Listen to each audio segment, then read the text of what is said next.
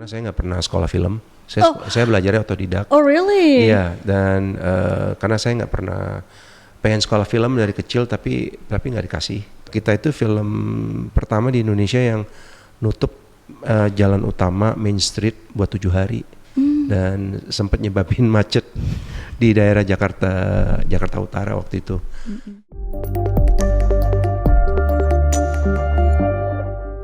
Halo, kembali lagi di Kapan Lagi Talk. Kali ini bersama dengan saya Ratu Surya Sumirat dan kita kedatangan produser yang lagi banyak diomongin orang-orang nih. Siapa lagi kalau bukan dengan Mas Delon Tio. Apa kabar, Mas? Baik. Thank you for inviting me. Oh my God, it's our pleasure to have you here because everyone's been talking about you. Not really. Ini kan lagi banyak diskusi ya, Mas, gara-gara Project Taigo nih. Orang-orang kan pasti tahu Project Taigo ini. Gimana Mas nih tanggapannya terkait dari ini? It's a good response karena kan Taigo ini film Netflix dan itu actually salah satu spin-off dari film Extraction. Oh, yang Chris Hemsworth ya? Dan ini spin-offnya dan mungkin lagi banyak diomongin karena partially syuting di Indonesia. Betul. Dan film sebesar ini dengan beberapa bintang besar dan maybe dari sana orang-orang jadi heboh juga gitu dan it's a good response, it's a good euphoria for us as well. Jadi bagus juga buat filmnya yang akan tayang tahun depan. Well, we can say it's very much anticipated ya untuk film ini. Apalagi kemarin kan sempat juga ya Mas, yang viral perkara CCTV tuh Mas. Gimana tuh Mas tanggapannya tuh? Ya itu soalnya ya karena emang di sini kan emang ada salah satu bintangnya si Lisa dari Blackpink dan emang pada saat break shooting dia suka kemana-mana gitu ya dan pasti seorang artis besar pasti banyak yang notice dan banyak publik yang take pictures atau videos tentang dia and I guess itu nggak bisa di avoid tapi pas dia datang ke salah satu cafe dan cafe itu juga sebenarnya udah viral tapi cafe itu actually dengan sengaja ngambil rekaman CCTV dan di post di story mereka. Kalau menurut saya itu nggak boleh karena itu udah melanggar privasi. Karena CCTV kan gunanya buat security, bukan buat bukan spying, bukan buat untuk di post di social media karena ada seorang artis besar datang gitu dan di post di social medianya. Dan ini nggak terjadi hanya sekali, ini terjadi 2 kali yang kita tangkap. Jadi dari sana saya juga sebagai pemilik restoran, kafe, saya nggak akan ngelakuin itu. And then saya cuman ngepost di story saya supaya jadi warning buat pemilik-pemilik restoran, kafe dan sebagainya. Kalau ada orang terkenal, ya jangan lu pakai rekaman CCTV lu buat nge-expose customer lu buat ya marketing purpose kan. Nggak taunya itu ya secara nggak langsung dikaitin dengan si Lisa dan it went viral. Menurut saya sih ya it's a good thing. Jadi supaya orang jadi sadar dan emang tahu bahwa CCTV itu gunanya untuk security purposes, bukan buat lu sembarangan ngambil buat lu nge-post buat marketing lu gitu. Yeah, it's not for promotion. It's not for promotion, apalagi ya orang jadi takut kan kayak wow, nanti gue kesini nanti gue diambil gitu, rekaman gue gitu sembarangan terus ditaruh, nih ada ini nih gitu kan jadi nggak etis aja sih kalau itu sih. Ya gimana pun juga tuh namanya melanggar privasi. Melanggar privasi dan sebenarnya kena UU ITE. Oh oke. Itu melanggar undang-undang ITE sebenarnya dan itu bisa dipidanakan. Ya makanya kemarin itu, I think karena itunya viral, jadi pihak manajemennya Lisa, which is allowed, mereka keluarin statement bahwa mereka sadar bahwa ada ini. Dan mereka akan take action kalau kejadian lagi gitu. Oh bisa dituntut dong. Bisa dituntut sebenarnya. Oke, Mas Delon kan juga memberikan warning ya lewat IG Mas perkara ini. Iya. Itu yang juga viral kan warning dari Mas ini. Iya itu yang viral dan sebenarnya di sana saya nggak nyebut nama tempat, tapi dikaitin. Ya udahlah. It's a good thing to go viral anyway gitu. Yeah, it is because people will know that it's not good to do that. It's not good and it's not appropriate to do that. Ya, Yeah. not appropriate. Padahal kalau misalkan restoran tuh bisa menjaga privasi kan pasti balik lagi dong. Iya, orang. dan restoran itu juga udah viral sebenarnya. Oke. Karena udah tempatnya dan kenapa dia mau ke sana. Itu udah viral dan banyak yang ngerekam dan itu udah viral. Jadi menurut saya kenapa sih mau ditambah-tambahin lagi gitu kan, Betul. ambil dari CCTV. Ya itu aja sih, karena saya juga kan punya restoran, punya kafe, punya bar, tapi saya nggak akan ngelakuin itu. That's right. Karena emang itu emang gunanya buat kalau ada kejadian apa-apa kita punya rekaman untuk bukti, gitu aja sih. Oke, nah kita Iya. nanti bakal banyak bahas juga nih tentang Taigo, tapi pengen ke Mas Deon dulu nih. Kan Mas Deon tuh dikenal dari film-film Indonesianya seperti Rumah Darah ya tahun 2009. Iya. Kemudian Claudia Jasmine tahun 2008 tuh saya ingat. Iya. Itu dua genre yang sangat bertolak belakang, Mas. Yang satu horror slasher, satunya lagi komedi romantik. Iya. Kok gitu ya, Mas? Gimana nih? Kenapa Mas Deon ini bisa tertarik untuk memproduksi film-film yang sama sekali berbeda genrenya? Dan mungkin juga bisa jelasin sedikit nih, tugas-tugas Mas tuh sebenarnya seperti apa sebagai produser di sini? Oh, kalau di Jasmine itu film pertama saya pas saya balik ke Indonesia. Habis kuliah di Amerika, saya balik ke Indonesia. Yang saya pilih kalau di Jasmine karena ceritanya unik. Dan ya udah saya ketemu dengan Awi Suryadi, terus itu film solo pertamanya. Akhirnya saya produserin dan film itu kita dapat 5 nominasi Piala Citra. Wow. Dan kita menang Best Editing waktu itu. Karena emang dari segi cerita, dari segi film memang editingnya cukup unik ya. Menurut saya sih banyak plot twistnya ya. Iya, banyak plot twist. Kalau Rumah Darah itu emang karena saya pengen bikin sesuatu yang berbeda aja. Waktu itu saya lihat nonton film pendeknya Kimo Timo, which is Mo Brothers, judulnya Dara, dan saya lihat wow, ini ada orang Indonesia bisa bikin film kayak gini nih, keren juga, dan they are way ahead of their time. Jadi akhirnya saya ketemuin mereka, saya bilang kita bisa nih bikin film panjang versi Dara. Ya, terus mereka bilang, are you sure? Yeah, I'm sure. Tapi it's gonna be gory. We wanna make it gory. It is so gory. Yeah. And then saya bilang, yeah, make it as gory as we can. Just shock the audience. Akhirnya ya udah kita setuju bikin dan ketemu rumah dan kita shoot the whole thing in that house. Akhirnya kita rembuk-rembukan. Akhirnya ketemu judul Rumah Darah. Ya, dari sejak itu it became a cult hit. Terus habis itu si Mo Brothers juga udah mulai naik namanya dan kita dari udah lama pengen bikin Rumah Darah 2. Bahkan saya udah punya ide untuk bikin maybe prequel ya. Tapi nggak kejadian karena dua orang ini sangat sibuk. Apalagi salah satunya kan udah go Hollywood. Padahal seru banget ya kalau ada prequelnya. Iya, itu bisa jadi really a big film sih. Saya inget banget sih pertama kali keluar sebenarnya saya juga belum cukup umur untuk nonton itu saat itu. Tapi Siapa yang kan maksa nonton? teman-teman. Dan saya cuma tahan nonton tuh sekitar 12-15 menit awal, terus saya skip ke bagian tengah, saya skip bagian akhir. Karena it is so gory. Berarti nontonnya bukan di bioskop ya? Bukan, nggak berani Di lah. DVD dong. DVD, betul banget. Saya ingat teman saya beli DVD-nya terus maksa, ayo semuanya nonton. Waktu itu kita masih umur-umur SMP tuh, Mas. Iya. Udah gitu. Ingat tuh waktu itu ada yang nonton sampai pingsan harus dibawa keluar. Karena memang gebrakan banget ya, nggak ada Iya. film Indonesia yang memang segori itu. Iya. Kalau kita mau menyamakannya itu mirip sama Saw, ya kan? So lebih ke inspirasinya lebih ke Texas Chainsaw Massacre Texas sih. Chainsaw Massacre, betul. Iya, dan emang mereka tuh emang kiblatnya ke sana. Jadi kalau dilihat emang film-film mereka yang sekarang juga also very gory. Even si Timo bikin film action tapi juga gory-nya tetap ada. Jadi emang jiwanya emang udah Melekat untuk bikin Iya. yang gory kayak gini. Gory-gory kayak gitu. Sekarang saya malah ngelihatnya banyak banget film video game misalnya ya, seperti Resident Evil 7 itu agak-agak mirip Rumah Darah gitu. Karena mereka itu kayak satu keluarga yang mencari mangsa gitu kan. Ya bisa jadi. Tapi kan Resident Evil juga udah it's a big franchise. Big franchise, mereka banyak banget untuk film-film itu kan. Iya, Nah, iya.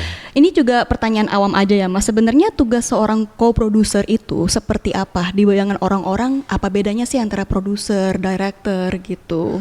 Sebenarnya secara overall saya ini produser tugasnya. Cuman di film Taigo saya sebagai co-producer. Karena disandingin dengan udah beberapa produser yang besar, termasuk The Russo Brothers dari Avengers. Betul.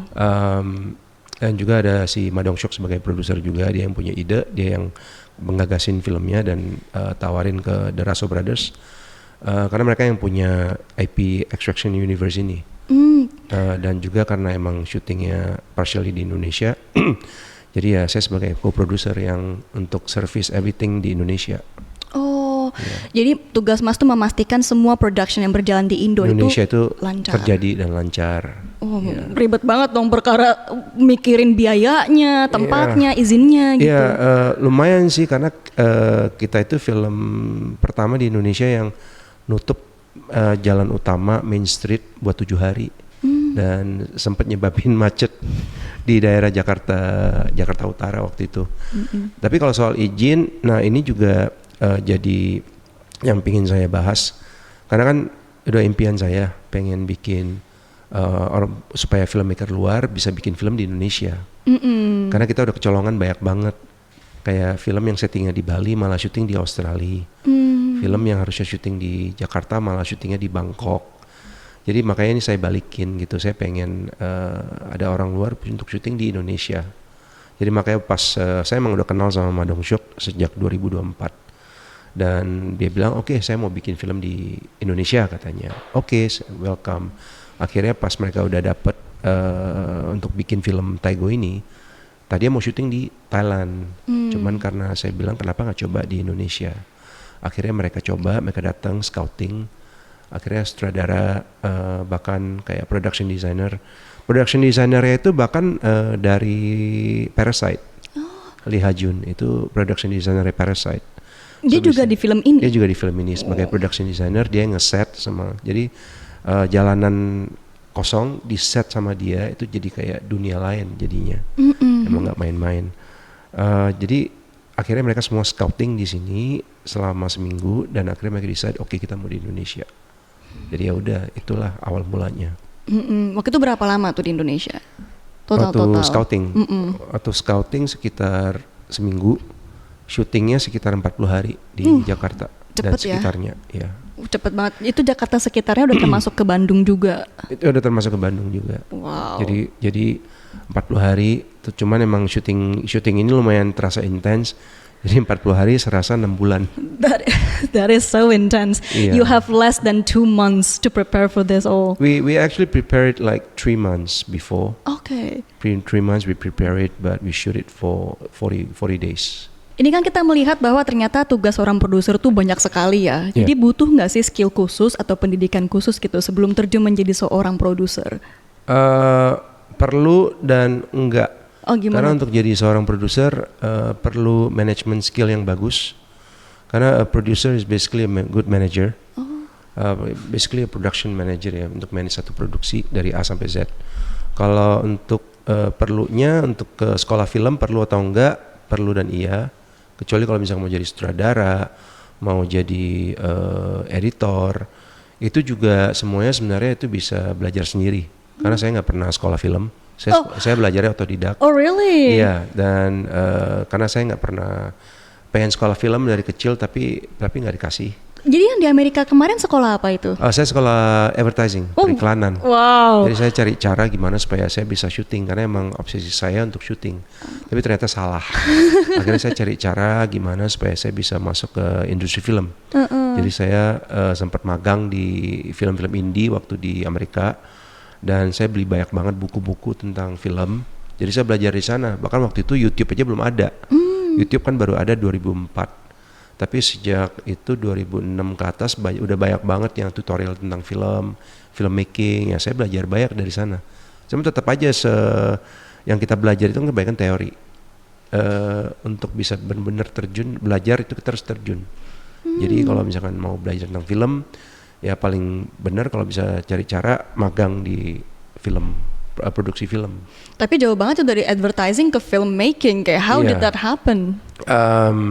Makanya waktu itu saya dari magang-magang di film-film di sana, ini di film, saya jadi belajar banyak tentang film. Justru dari sana saya belajar banyak banget. Dan akhirnya saya sama beberapa teman, mereka mau bikin film indie Indonesia di San Francisco waktu itu. Akhirnya kita bikin film judulnya 630. Cuman kita datengin DJ Winky.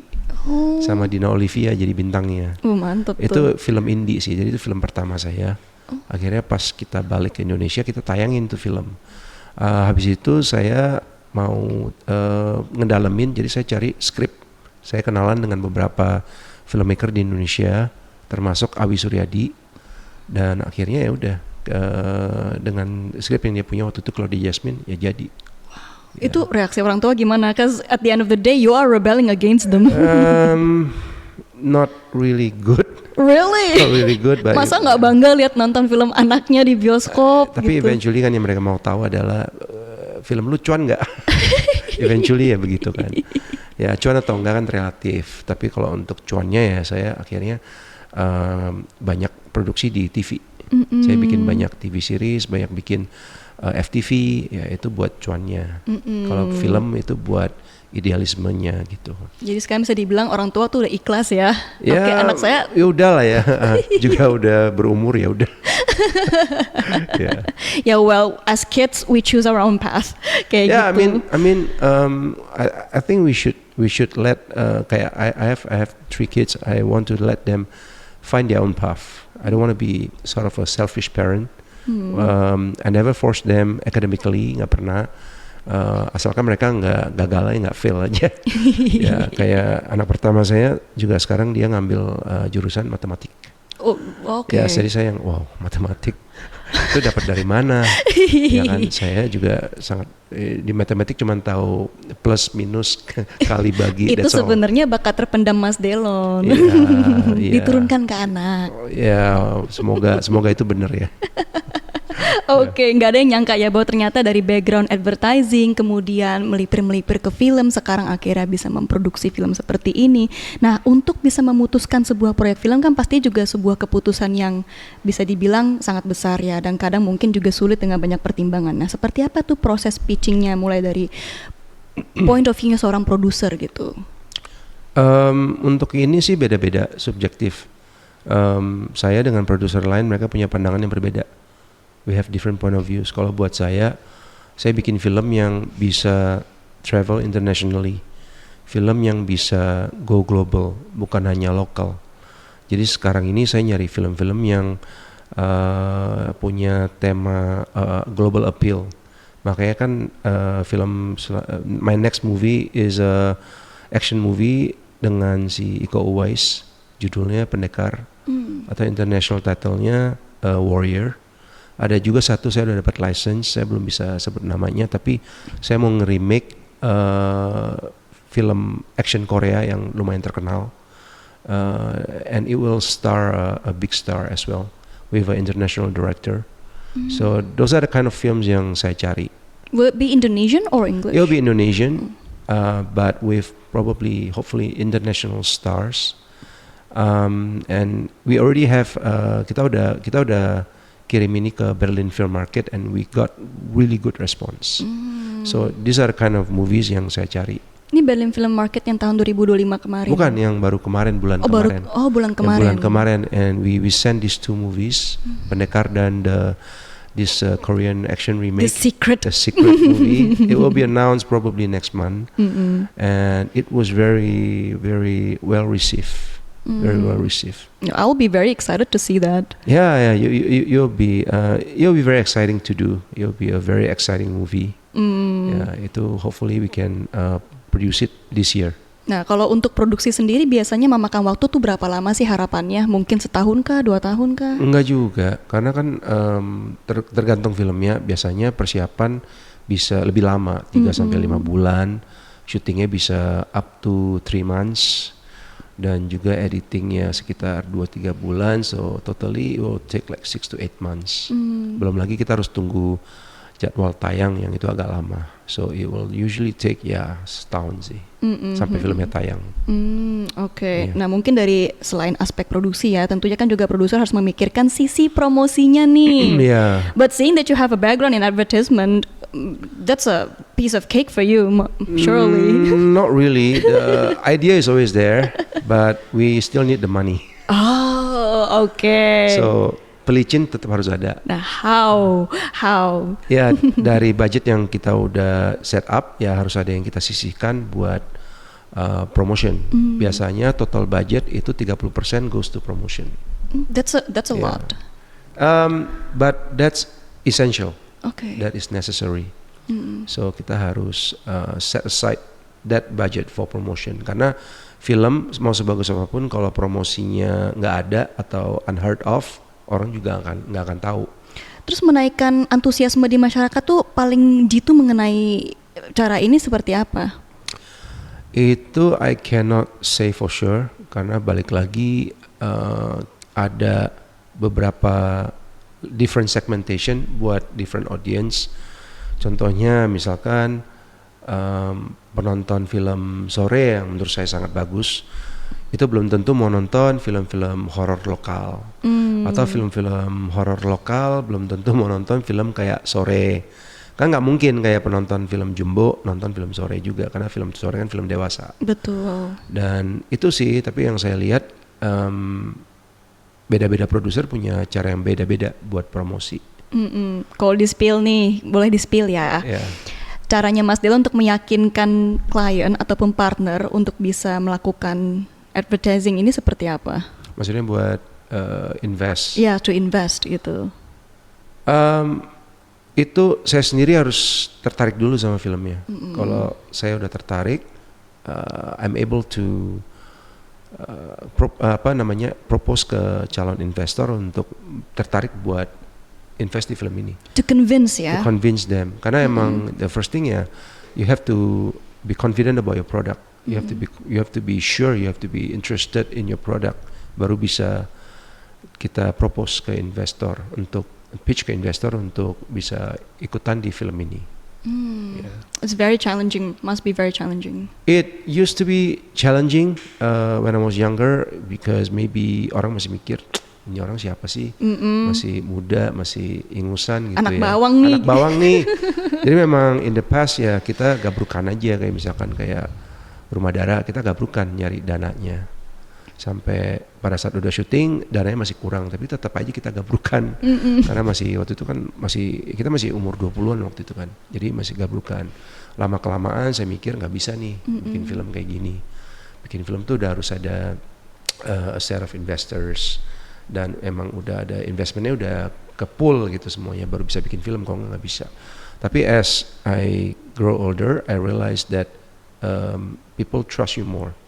Karena mungkin network saya juga jadi melebar, tambah besar, dan orang-orang yang menaruh kepercayaan ke saya juga makin banyak gitu ya. Jadi untuk sekarang ke depan film-film yang saya bikin, it's not hard for me to find investors or investment into the movies. Because you are passionate about it. Because I'm passionate about it. Because when you're passionate about it, you stay in the business so long, people trust you. People see you as the person in the business. Never treat a film as a cash grab, but should be a passion project gitu. That's true. That's true, because banyak yang kejadian orang-orang yang karena lihat industri film Indonesia lagi growing. Jadi orang lihat udah, wow ini jadi cash crop nih. Jadi ladang uang nih di sini nih, bisa cuan gede. Kayak orang lihat contohnya kayak Agak Lain, budgetnya sekian tapi bisa dapat 10 kali lipat. Orang lihat, wow ini it's a money making machine. Tapi yang orang nggak tahu, dia coba sembarangan milih film, sembarangan kerjasama dengan orang yang kurang tepat, akhirnya filmnya gagal di pasaran dan mereka kapok jadinya. Dan saya udah ketemu banyak orang yang begitu, dan banyak yang kapok, nggak mau lagi deh investasi film gitu, kapok, udah ke burn out istilahnya. Oke, I see. Yeah. Nah, ini awal mula keterlibatan Mas Delon ke dalam film Taigo ini seperti apa? Kok bisa tiba-tiba pilihnya Mas Delon gitu? Ya itu yang seperti saya yang bilang tadi, kan saya udah kenal si Donly Madongsyok dari 2024. Ya dia bilang saya mau bikin film di Indonesia. I'll look for you. Okay, sure. Jadi akhirnya pas mereka udah mau bikin Taigo ini kan lagi milih nih mau syuting di mana. Akhirnya saya tarik. Saya pitch, kenapa nggak di Indonesia aja gitu. Oke, karena udah kenal itu ya. Udah kenal dan emang saya nge-pitch, dan saya undang semuanya ke Indonesia buat scouting, dan akhirnya mereka semua suka dan setuju. Mereka lihat, wow Indonesia ternyata otentik ya. Yang mereka takut itu Indonesia negara yang asing bagi mereka, dan akhirnya susah untuk karena mereka dengar birokrasi, izin, perizinan semuanya susah. Benar. Tapi saya mau matahin semua supaya orang-orang luar mikir Indonesia itu bukan negara yang susah loh buat syuting gitu. Karena udah banyak banget kayak Michael Mann dengan film Black Hat-nya syuting di Jakarta selama hampir 2 minggu dengan Chris Hemsworth waktu itu. Dan yang handle juga my production partner John Riddle. Dan dia juga ikutan terlibat di film Taigo ini sebagai my producing partner juga. Dan akhirnya emang sebenarnya kalau yang namanya pungli untuk birokrasi yang sulit emang itu sebenarnya ada. Cuman saya cari cara, saya itu minta dukungan ke Pak Wagub, Pak Rano Karno. Karena dia sebagai produser kan, dia juga mantan aktor. Betul. Dan dia juga produser, dan saya pitching ke dia kalau saya nggak mau nih kita kehilangan opportunity film luar jadinya nggak syuting di kita gara-gara pungli, gara-gara birokrasi yang sulit. Akhirnya dia bilang, oke, saya mengerti dan ini impian saya juga. Kebetulan waktu itu dia lagi bentuk Satgas Perfilman Jakarta. Oh really? Ya, Jakarta Film Commission. Ya, dia bentuk itu buat untuk bikin Jakarta sebagai kota sinema. Kebetulan banget dan ini proyek pertama. So si Pak Rano Karno itu support us fully. Banyak banget support yang dia kasih. Jadi waktu itu setelah saya ada meeting dengan beliau, dia ngebentuk satu meeting di town hall di Balai Kota. Jadi semua wali kota Jakarta, kepala Satpol PP, kepala Dishub, semua dinas pariwisata itu diundang. Itu diundang. Untuk dikasih tahu. Untuk dikasih tahu kalau ini ada, dia juga nggak nyebut film, nggak nyebut siapa pemainnya. Itu bocor sendiri. Jadi ya semuanya dibilangin kalau ini ada film besar yang mau syuting di sini kita harus dukung.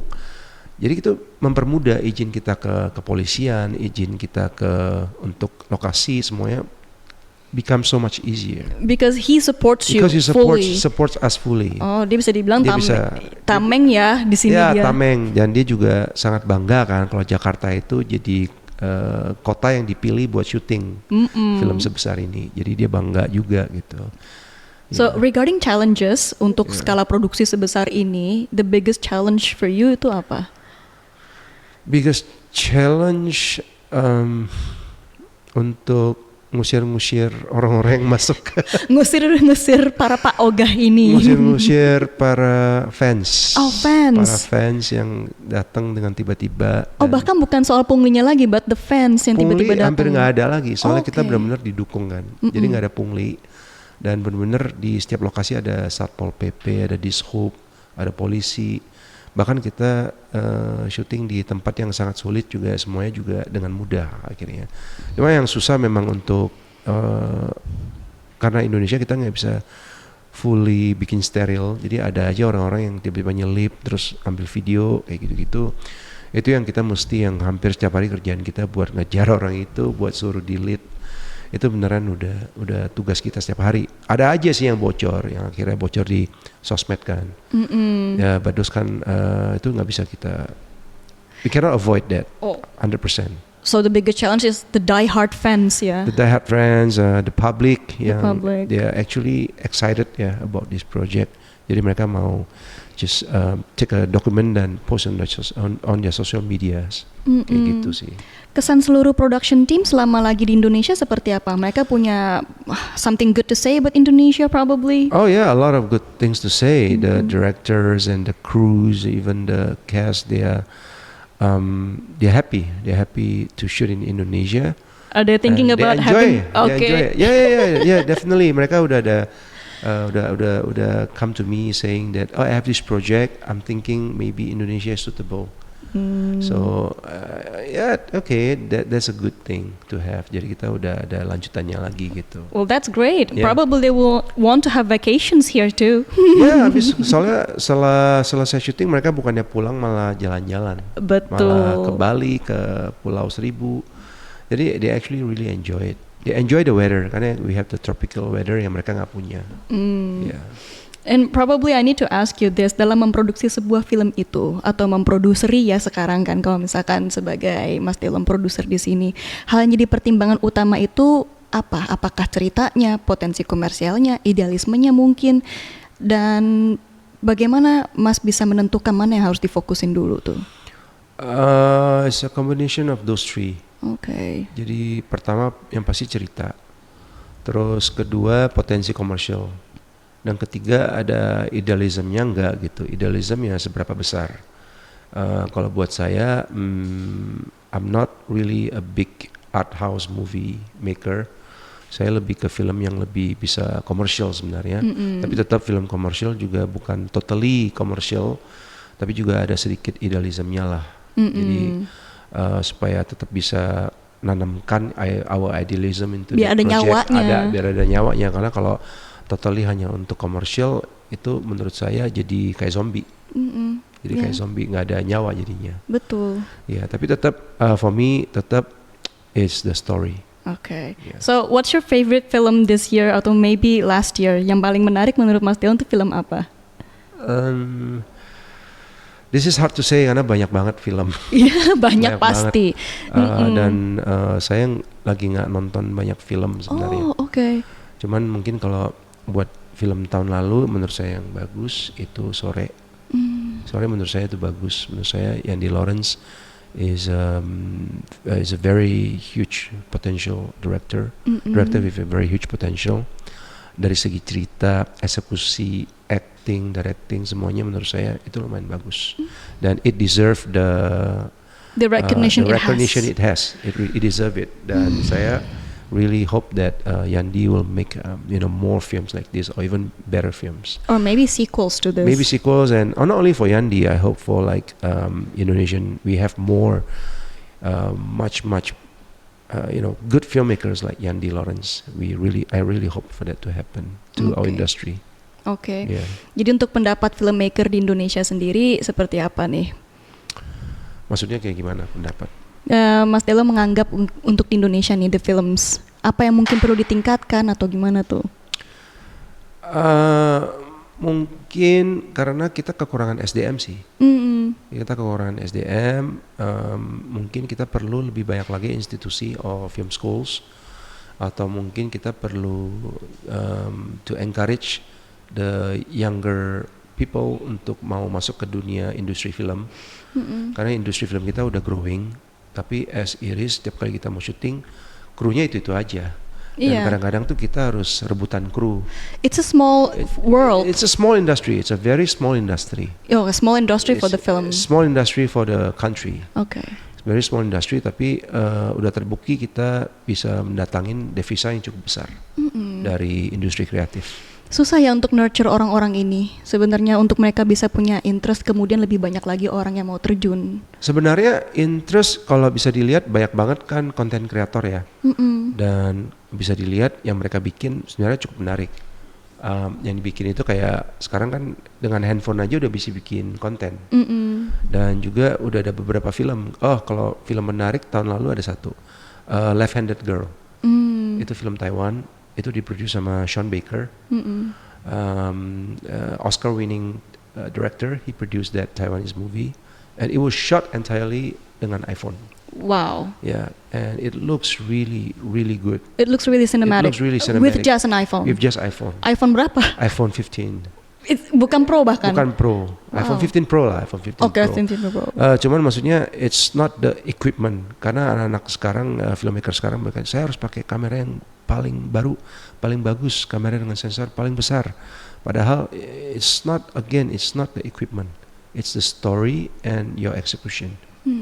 Jadi mau pakai kamera apapun, if the story is good, the execution is very well made, it's gonna be a good film.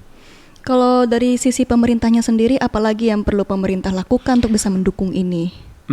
Banyak. Oh. Banyak banget. Oh, that's gonna be a long list. Another episode nih, saking banyaknya. Ya mungkin ada waktunya ya. Pasti ada nih. Sedikit ya. Maybe one or two things yang paling perlu diperhatikan pemerintah dalam mendukung ini. Ya itu dia, udah ada langkah awal. Apalagi kita start dari Jakarta ya. Udah balik lagi ke Wagub, Pak Rano Karno. Dia mulai dengan Jakarta Film Commission. Karena dia mau bikin Jakarta sebagai kota sinema. Itu dimulai pada saat dia ke JAF, Yogyakarta Film Festival. Itu dia lihat bahwa wow, seentusias ini nih orang-orang ke film festival di Jogja. Dari sana dia mikir dia mau bikin Jakarta sebagai kota sinema dan dia mau hidupin lagi Jakarta International Film Festival. Karena dia lihat antusiasmenya dan ekonomi yang bisa dibawa ke lewat film. Kalau secara pemerintah, secara overall ya itu dia. Secara Indonesia, the whole Indonesia pemerintah harus galakin lagi untuk bikin izin itu lebih dipermudah. Dan juga dari birokrasinya dan juga nggak ada pungli. Karena kita banyak banget lokasi-lokasi yang cocok kan, kayak kita punya pantai, kita punya gunung, kita punya kota-kota tua, dan kita punya banyak banget deh kayak heritage area gitu. Tapi kita balik lagi kita masih banyak, kayak contohnya Malaysia, mereka punya production rebate 30%. Jadi kita kalau syuting di Malaysia, kita spend seberapa banyak di Malaysia, kita akan dapat return 30% dari cost kita. Itu yang menurut saya itu bisa change the whole game kalau pemerintah Indonesia ngelakuin itu juga. And then film seperti apa nih yang masih jadi impian Mas Delon untuk dibuat ke depannya? Karena I see that you have range, you can do comedy, you can do horror. So what kind of film do you want to make in the future? Banyak banget. banyak banget. Cuman ada satu film yang saya pengen bikin about Chinese immigrant, tentang Chinese immigrant zaman dulu dari mainland China bisa ke Indonesia dan dia struggles, gimana mereka bisa akhirnya sukses dan mungkin jadi salah satu konglomerat zaman sekarang. Itu jadi impian saya sih. Success story sebagai imigran. Ya, our ancestors ya di zaman dulu bisa ke Indonesia. Kenapa mereka dari China mau ke Indonesia dan di Indonesia mereka nggak bawa apa-apa. Just like film-film kayak Godfather yang zaman dulu. Pada saat the young Robert De Niro datang ke New York without anything dan dia bisa bangun sebuah empire. Mafia empire. Mafia empire. Itu jadi impian saya sih sebenarnya. It's gonna be a huge, colossal movie. Well, it's going to be very interesting because of the the current atmosphere regarding certain races, races and how they are able to survive those period dan how they are able to overcome the struggles. Karena film-film tentang struggles itu jadi film yang beberapa film yang menarik buat orang-orang juga sih. Karena itu menginspirasi pastinya. Film-film yang menginspirasi kayak gitu. Tapi aside from that, sebenarnya masih banyak film yang pengen saya bikin. Harus lah, harus terus-terusan mau bikin film lagi. Okay, then thank you so much for talking with me today. Dan pastinya nih kayak lovers, you have to watch Taigo. Mungkin sedikit woro-woronya biar pada mau nonton Taigo, kenapa nih? Tunggu Taigo aja. Tunggu Taigo di fully tahun depan di Netflix. Okay. Do you know what month probably? Not too sure. If I know, I cannot say it now. Okay, oops. Yang pasti tahun 2027 ya? Yang pasti tahun 2027. Okay, so wait for Taigo in 2027. Thank you so much for watching us and thank you for coming. Thank you. Bye-bye.